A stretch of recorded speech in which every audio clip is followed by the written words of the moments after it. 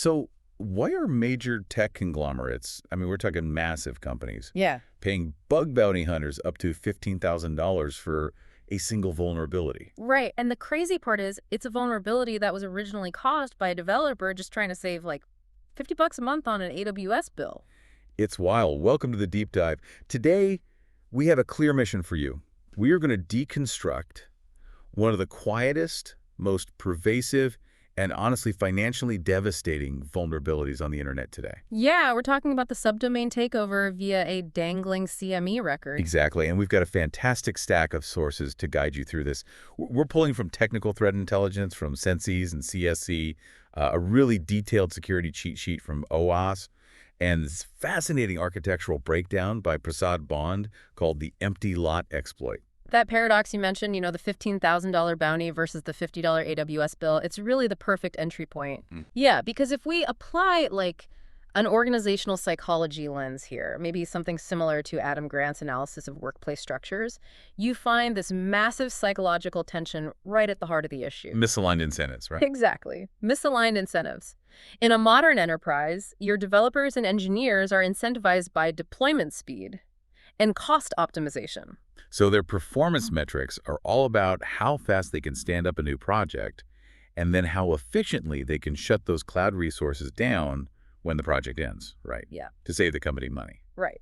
Their mandate is basically move fast, provision what you need, and tear it down the second you're done so the CFO doesn't get a huge monthly cloud invoice.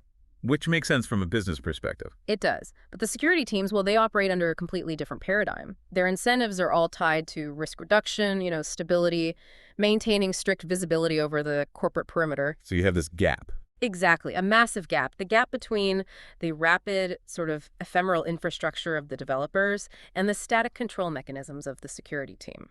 That's where the enterprise basically bleeds trust. To help you visualize that gap, Prasad Bond's breakdown uses this analogy that just makes the abstract nature of DNS routing incredibly visceral. He calls it the empty lot. I love this analogy. It's so clear. Right. So imagine your company decides to launch a massive new marketing campaign. You rent a physical building on the edge of town from a commercial landlord. Okay, got it. Then you put up these official, permanent highway signs all over the city pointing directly to that specific rented building. The signs literally say, official corporate headquarters, next Verthret. So your customers see the sign, they follow the arrow, and they end up at the building you rented. Everything operates perfectly. But then, say 6 months later, the campaign wraps up. The engineering team looks at their budget and decides to save on the lease. So they demolish the rented building and hand the empty lot back to the commercial landlord. But they completely forget to take down the official highway signs. Exactly. Those permanent markers are still out there in the real world, pointing traffic toward a lot that your company no longer controls. The signs still point to the empty lot. So anyone, a competitor, a criminal, some opportunistic prankster, they can go to that same commercial landlord, lease that exact same empty lot, and construct a perfect replica of your corporate headquarters. And your customers are just blindly following your official highway signs straight into an attacker's trap. Right, because the highway sign is your DNS record, the rented building is your temporary cloud server, and the digital equivalent of that trap is the subdomain takeover. So let's drill down into the actual technical mechanics of how that highway sign works in a modern cloud environment.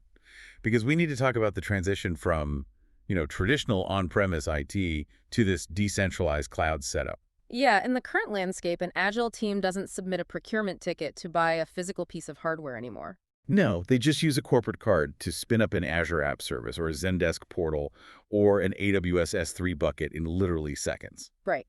But to make that resource accessible and, branded for the customer, they need a canonical name or a CNME record. Okay, break that down for us. What exactly is a CNME record doing there? So, the CNME record is a fundamental routing rule in the domain name system.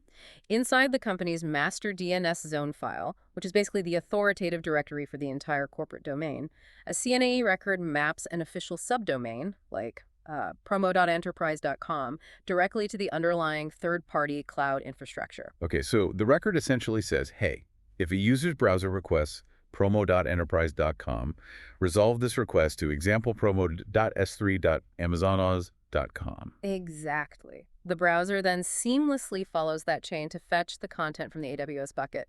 The user doesn't even realize they've been handed off to Amazon. But then comes the critical moment of failure, the exact moment that CNAME record becomes dangling. Yeah, the decommissioning phase. Right. The marketing campaign ends. The Agile team deletes the S3 bucket to save that $50 a month. But they don't touch the master DNS zone file. Because that's not their job, usually. Exactly. So the directory is still actively broadcasting to the entire global internet to route traffic to that specific AWS address.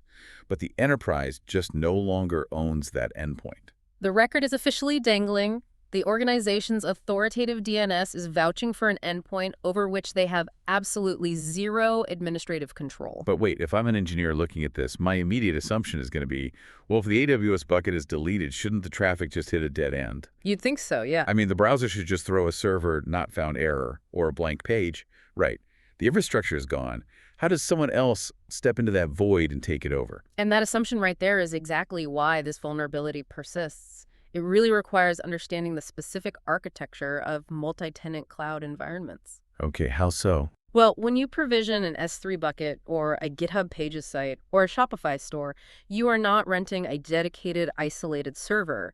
You are renting a logical partition within a massive shared environment. Ah. And the names of those resources, like example promo, they have to be globally unique across the entire cloud provider's network.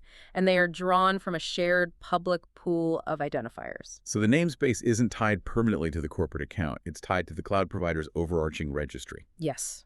So when your engineering team deletes that S3 bucket, that globally unique identifier doesn't just disappear. It's not permanently retired. We're back into the pool. Instantly, it becomes an unclaimed namespace. So the misconfiguration vulnerability relies on the fact that literally any individual with a basic unprivileged account on that same cloud provider can request to create a new resource and claim that exact newly abandoned identifier. But why wouldn't a provider like AWS implement like a mandatory cooldown period?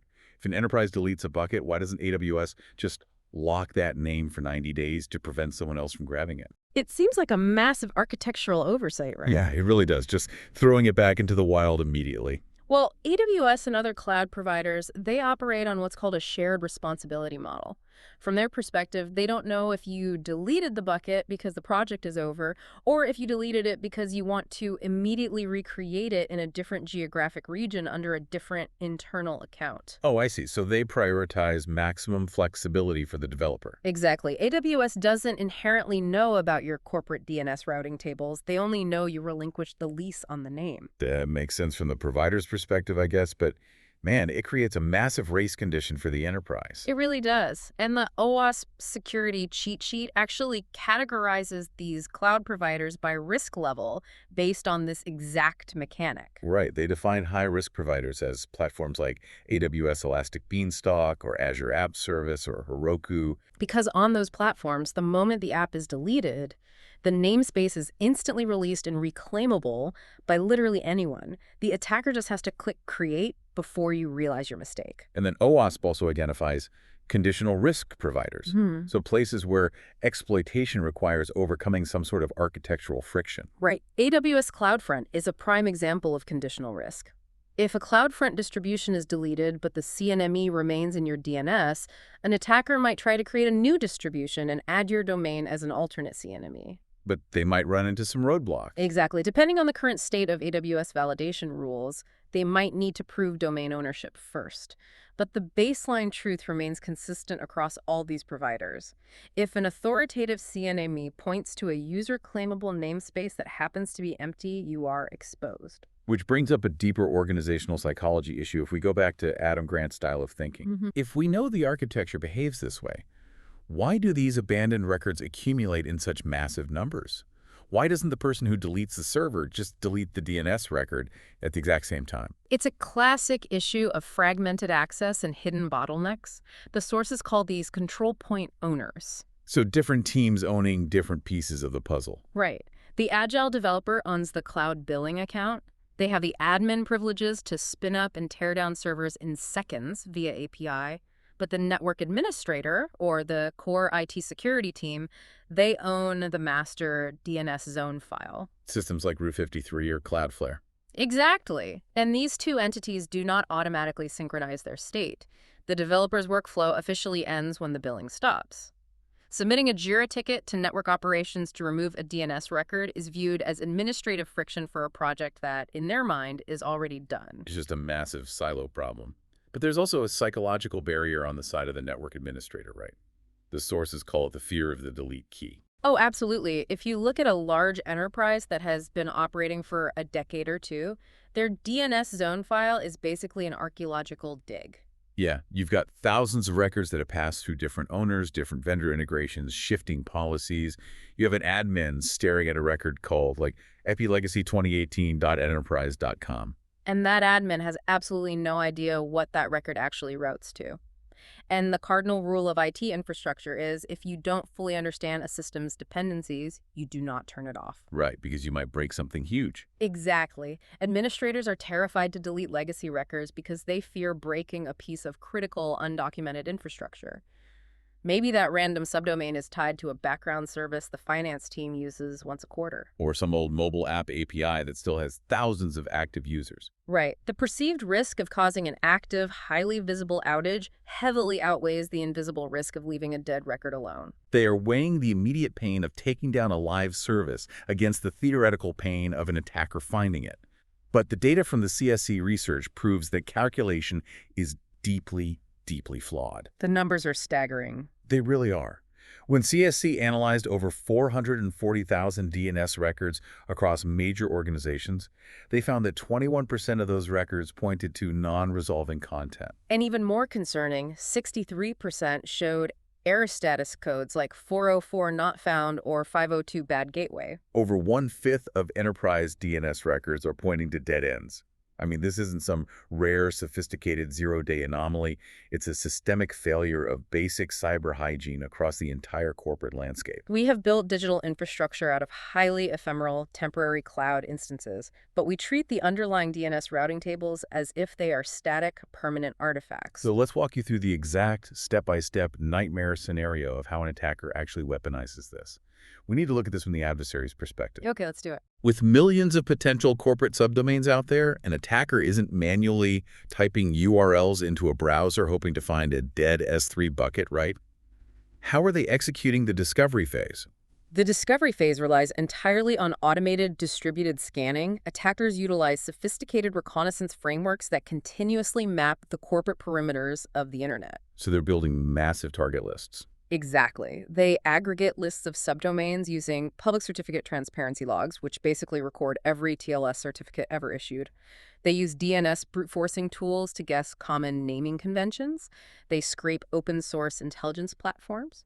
Okay, so once they have that list of, say, 10,000 subdomains for a specific enterprise, what is the scanner actually evaluating? The automated scanner issues HTTP GET requests to every single subdomain on that list and analyzes the resulting server responses. They are looking for specific error codes, what the security industry calls service fingerprints. If you navigate to an active S3 bucket, you see the normal content. But if you navigate to an abandoned AWS S3 bucket, it doesn't just show a generic blank page or a standard 404 error. It returns a highly specific XML error document containing the string, no such bucket. Wow. And if you hit an abandoned GitHub Pages site? It returns an HTML page containing the text. There isn't a GitHub Pages site here. So the attacker software is explicitly programmed to identify those exact strings in the server response. Right. They use regular expressions to spot them instantly. The moment the scanner detects promo.enterprise.com throwing a no such bucket XML error, it flags the vulnerability. The automation asymmetry here is just striking. The attackers are running scalable code to find these configuration gaps globally and instantly.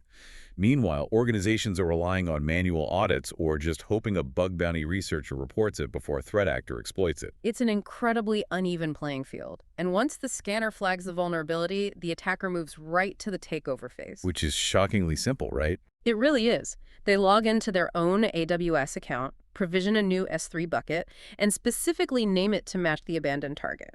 In this case, example promo. Because the original engineering team released the name into the public pool, AWS just provisions it for the attacker. Instantly. And the global DNS infrastructure, which is still caching the company's dangling CNAME record, begins routing all legitimate traffic intended for promo.enterprise.com straight to the attacker's bucket. Now, I can already hear you, the listener, raising an objection here regarding modern browser security. We have spent the last decade training users to look for the padlock icon in the URL bar, right? Oh, the famous green padlock. Right. We rely on HTTPS and TLS certificates to guarantee that we are communicating with the legitimate owner of a domain. If the attacker doesn't control the parent domain, if they don't own the cryptographic keys for enterprise.com, how can they possibly serve a secure, trusted HTTPS connection? It's a completely logical assumption. Shouldn't the browser throw a massive red warning screen saying this certificate is invalid? You would think so. But the data from OWASP and Senses reveals a terrifying reality. Valid TLS certificates do not protect you in a subdomain takeover scenario. In fact, the TLS infrastructure actively participates in the illusion. Wait, really? How does the attacker bypass the certificate authority's validation process? Well, they don't bypass it. They use the automated provisioning systems built into modern cloud platforms to pass it legitimately. Okay, walk me through that.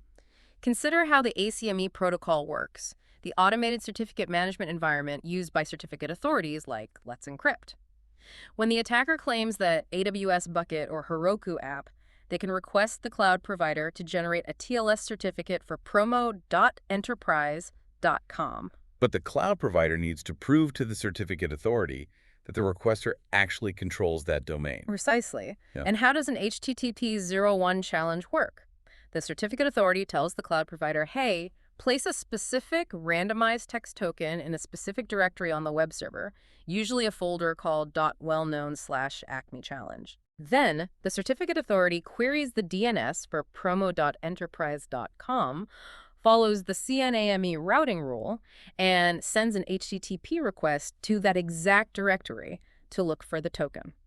And because the CNAME is still pointing to the attacker's newly claimed bucket, the certificate authority's request hits the attacker's server. Exactly. The attacker's server successfully serves the correct text token, the certificate authority verifies the challenge, and it issues a perfectly valid, cryptographically sound TLS certificate. Oh, wow. So the math is flawless. The cryptology works exactly as designed. Yes.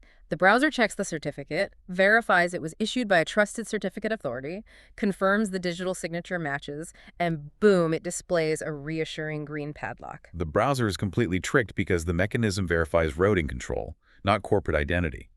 The attacker didn't break the encryption, they just hijacked the routing topology. That is exactly right. So the user sees the official corporate URL, they see the green padlock, and they have absolute trust in the page. The most immediate impact of that is obvious. Highly effective phishing. The attacker hosts a login portal that is a pixel-perfect replica of the corporate single sign-on page. Because the URL is genuinely an enterprise.com subdomain, even sophisticated users, and potentially their password managers, will trust the domain context to just hand over their credentials. But the OWASP documentation outlines a scenario that goes far beyond a simple credential harvesting page.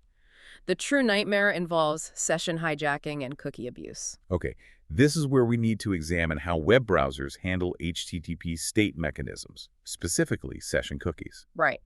When an employee or a customer successfully logs into the main corporate dashboard at app.enterprise.com, the server sends back a set cookie error. This cookie acts as a persistent authentication token. It tells the server, this user has already verified their identity. Keep them logged in. And developers often want to make the user experience as frictionless as possible. They don't want the user to have to re-authenticate every time they navigate from the main app to the support portal or to the billing dashboard. Exactly. So they configure the cookie's domain attribute to be valid for the parent domain and all of its subdomains. They scope the cookie to .enterprise.com. And that convenience introduces a catastrophic liability. A massive one.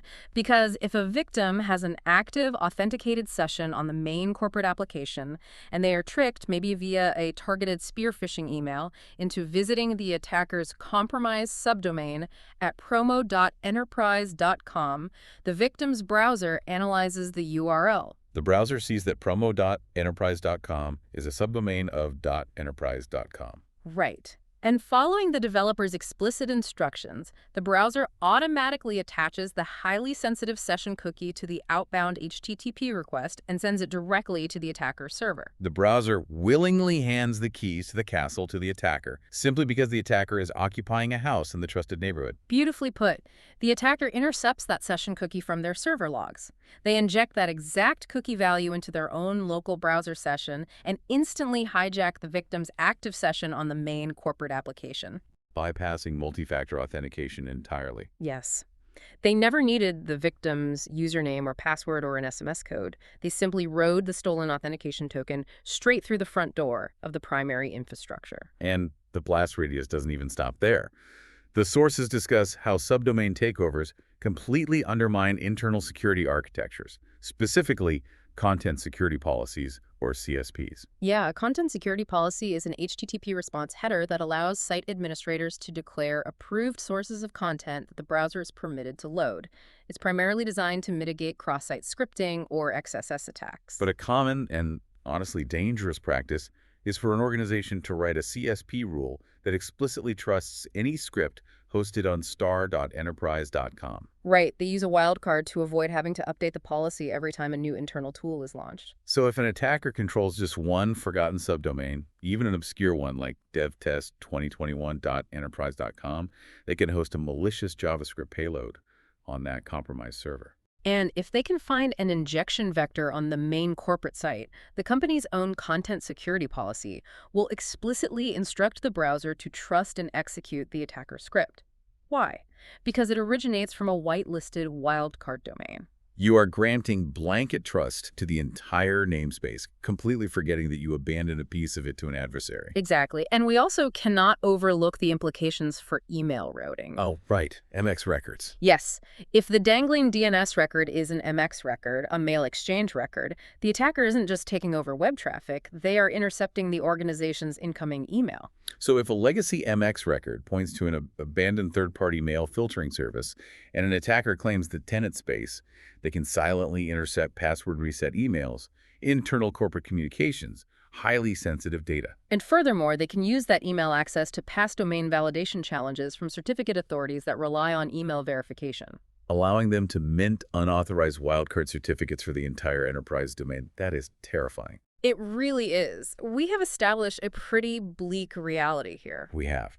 The adversaries are utilizing highly efficient, automated, distributed scanners to map the global internet and identify these configuration gaps instantly. Meanwhile, the standard enterprise response has been entirely reactive, paying manual bug bounty hunters thousands of dollars to spot a dangling text file. Right, and if human error created this problem, human effort alone is insufficient to solve it. So how do defending organizations flip this script?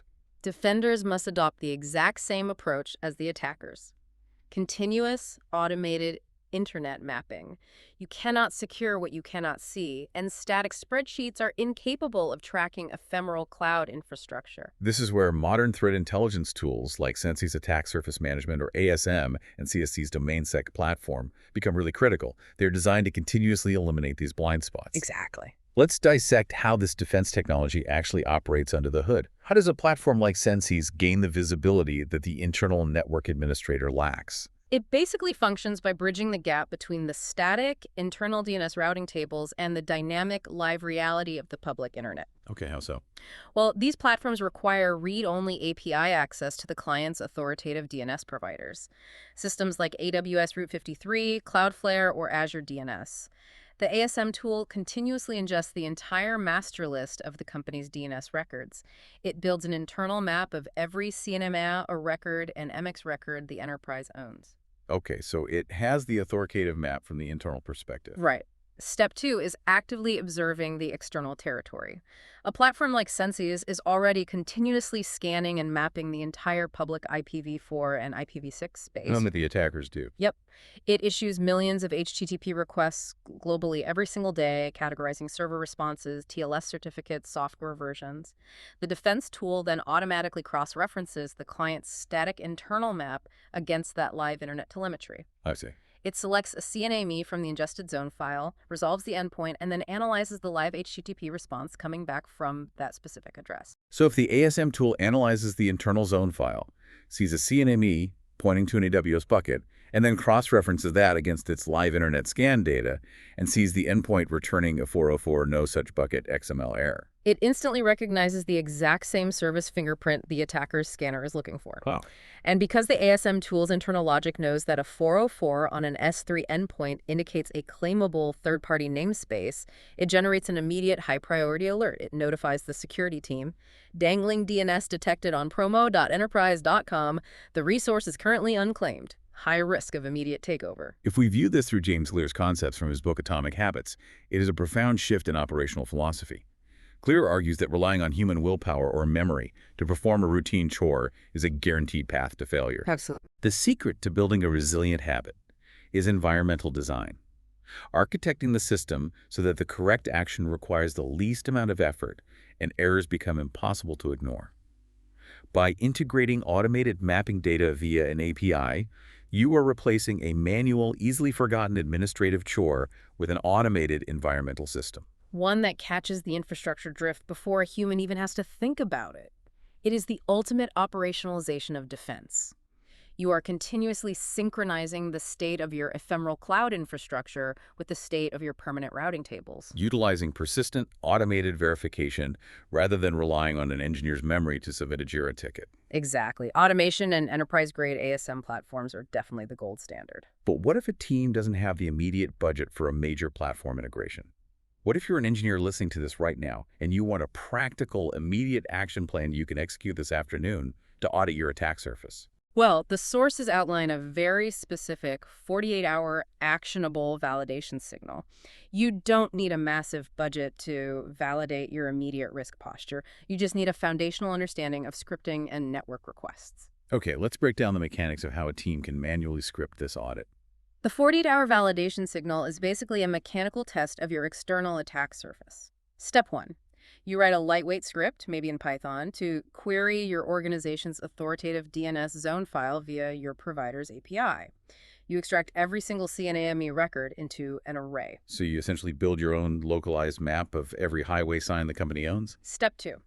Your script iterates through that array and utilizes a library like Python's request module to issue an HTTP GET request to every single endpoint associated with those CNAMEs. You are programmatically knocking on every door your company claims to own. And you capture the HTTP status codes coming back from those requests. Right. Step 3 involves filtering the output. You discard all the 200 OK responses because those indicate live, actively functioning web servers.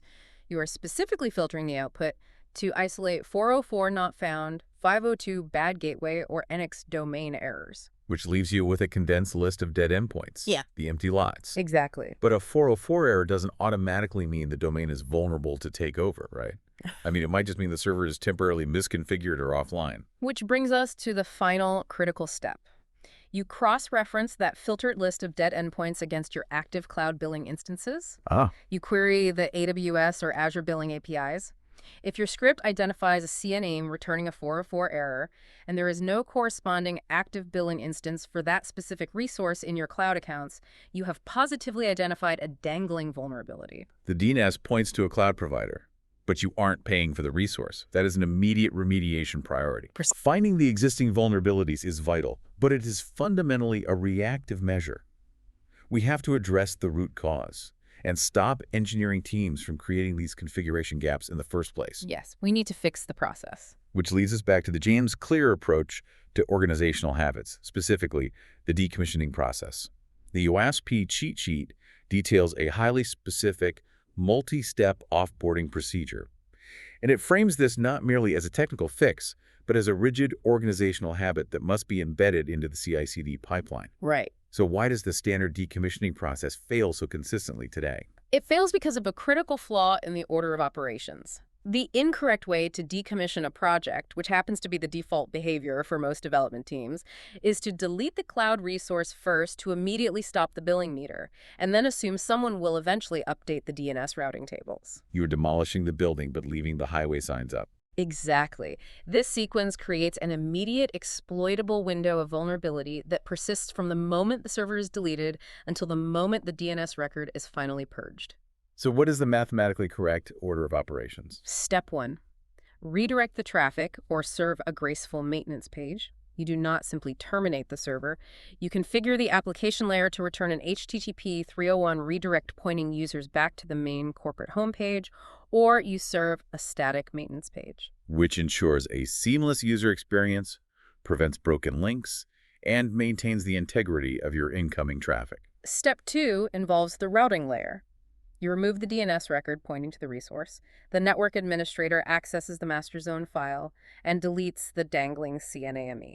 So the highway sign is officially removed from the master directory. Is the engineer now cleared to terminate the cloud instance and stop the billing? Absolutely not. No. No. Step 3 is the most frequently overlooked element of the entire process. You must wait for the DNS propagation window. Why is that so critical? Because DNS is a heavily cached, globally distributed system, every DNS record contains a time to live, or TTL integer. This value dictates how long internet service providers and recursive resolvers around the world are allowed to cache the routing rule before they must query the authoritative server again. And depending on how the network administrator originally configured the TTL, that cache duration could be 300 seconds, or it could be 48 hours. Exactly. If you delete the underlying cloud server while the global DNS caches still hold your old CNME routing rule, you remain vulnerable. An attacker can claim the namespace, and any user whose local ISP is still utilizing the cached DNS record will be routed directly to the attacker's server. So you must calculate the TTL duration and wait for the internet's global memory to purge the old route. Right. It is a profound realization that the internet inherently resists forgetting. You have to actively manage the decay of information. That's a great way to put it. Then comes step 4. Only after the TTL duration has fully expired, and you have mathematically guaranteed that no caching server on Earth is still routing traffic to that endpoint, do you finally decommission the cloud resource and stop the billing. So the habit is, redirect the traffic, remove the DNS record, wait for the TTL propagation, and delete the underlying resource. That sequence must be codified into organizational policy. Redirect, remove, wait, delete. It needs to be integrated into the infrastructure as code templates. But pragmatism dictates that even with rigorous habits, systemic friction will eventually cause a failure. A junior developer bypasses a script. A corporate acquisition imports 10,000 undocumented legacy records overnight. It happens all the time. If we accept that a subdomain takeover will eventually occur, how do we limit the internal blast radius? The OWASP documentation provides critical defensive strategies to ensure an attacker cannot pivot from an isolated subdomain into the core infrastructure. Let's revisit that session cookie vulnerability we explored earlier. The principle of least privilege must be applied to HTTP state mechanisms. Instead of scoping session cookies broadly to the parent domain, like .enterprise.com, developers must configure cookies to be valid only for the exact, fully qualified subdomain that requires them, such as app.enterprise.com. By narrowing the scope, even if an attacker successfully hijacks promo.enterprise.com, the victim's browser analyzes the domain attributes and refuses to send the main application cookie to the compromised promotional site. Exactly. But how do you enforce this restriction at the browser level? The most robust enforcement mechanism is utilizing the _host prefix on the cookie name. Okay, how does that work? When a developer names a cookie _host session token, it acts as a strict security directive to the browser. It mandates 3 things. First, the cookie must be set with a secure attribute, ensuring it is only transmitted over HTTPS. Okay. Second, it must not include a domain attribute, meaning the browser will strictly bind it only to the exact origin that set it. And third, it must be set from a URI with a secure scheme. So it completely neutralizes the cookie theft vector, because the browser simply refuses to share the token with any adjacent subdomains, regardless of the attacker's control over the routing topology. Precisely. It locks it down completely. What about the wildcard DNS records we discussed? The ones that blindly route star.enterprise.com to a specific cluster. Wildcard DNS records represent an unacceptable liability in modern multi-tenant cloud architectures. Because a wildcard resolves for any non-existent subdomain requested by a client, an attacker merely has to consult historical DNS logs, guess the name of a previously abandoned cloud resource that operated under that wildcard's umbrella, and provision it. And the wildcard will automatically route traffic to them. Yes. Organizations must ruthlessly restrict the use of wildcards. If architectural constraints absolutely require them, the wildcard DNS must point to a hardened reverse proxy or an application load balancer. And that proxy must maintain a strict, explicit allow list of known, actively managed host names and aggressively drop any request for an unregistered internal route. Exactly. Finally, we need to examine domain verification. Certain cloud platforms have engineered architectural safeguards against this exact vulnerability. I know Microsoft Azure has implemented robust tenant-level protections. Domain verification is a fantastic structural defense against namespace hijacking. In a platform like Azure, when you attempt to map a custom domain to an app service, Azure requires you to prove administrative control over the domain. How do they do that? They mandate the creation of a TXT record in your authoritative DNS zone file containing a unique verification ID cryptographically tied to your specific Azure tenant subscription. So the cloud provider is verifying the identity of the account requesting the route, not just the routing request itself. Exactly. Even if an engineer deletes the Azure app service, as long as that TXT record persists in the organization's DNS zone file, Azure's internal routing logic recognizes the domain mapping belongs exclusively to that specific tenant ID. Oh, that's smart. It actively blocks any other Azure account from provisioning an app and claiming that domain name. It places a cryptographic lock on the empty lot, ensuring only the original owner can rebuild on it. It fundamentally changes the security model. Even if the highway signs are still pointing to the empty lot, the landlord refuses to lease it to anyone who doesn't hold the original cryptographic key. It is an excellent safeguard, but it is vital to acknowledge that not all cloud platforms offer universal domain verification across all of their services. AWS S3, historically, has lacked a universal mechanism to lock a bucket name to a specific organizational account post-deletion. So it's not a silver bullet everywhere. Right. Because the implementation varies wildly between providers and specific services, diligently removing the DNS record remains the only universal platform-agnostic truth for preventing subdomain takeovers. But wherever domain verification is structurally available, it must be implemented as a non-negotiable baseline security posture. This exploration really fundamentally alters how we perceive cloud infrastructure. Let's synthesize the core realizations we have uncovered today. A dangling DNS record resulting in a subdomain takeover is not a failure of complex encryption. It's not a zero-day exploit engineered by a sophisticated nation-state threat actor requiring millions of dollars in research and development. No, it is a profoundly mundane human oversight. It is a failure to delete a single line of text in a configuration file. Yet, that simple operational disconnect between the rapid deployment speed of DevOps and the static, enduring nature of DNS routing is costing global enterprises their brand reputation, their authentication tokens, and the fundamental cryptographic trust of their user base. It perfectly illustrates how systemic complexity breeds vulnerability. In our relentless drive to construct highly agile, ephemeral infrastructure, we neglected to architect the corresponding administrative processes required to safely dismantle it. We engineered brilliant automated systems for deployment, but we fell back on flawed human memory for destruction. Building on that architectural insight from Prasad Bond, I want you to consider the divergence between physical reality and digital routing. In the physical world, an address fundamentally requires a structure to process mail.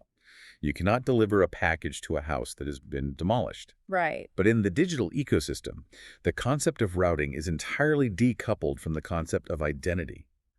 The DNS record serves as your permanent corporate identity. The underlying cloud server is merely a temporary, rented destination. As our corporate infrastructure becomes increasingly transient, spinning up clusters for a few hours of compute and tearing them down before lunch, are we constructing sprawling digital cities composed entirely of temporary tents, yet treating the routing addresses as if they are permanently carved into stone? That is the defining architectural question for any modern engineering organization. If your digital identity outlives your physical infrastructure, you are operating in a state of inherent vulnerability. Take a critical, unsparing look at your own organization's perimeter. Identify your empty lots. Audit your decommissioning habits. Write that 48-hour validation script we detailed and test your attack surface today before an automated scanner monetizes the vulnerability. Remind your engineering teams that the cloud is entirely rented space, and you must always take down your signs when you terminate the lease. Keep questioning the systems you inherently trust. Thanks for joining us on this deep dive.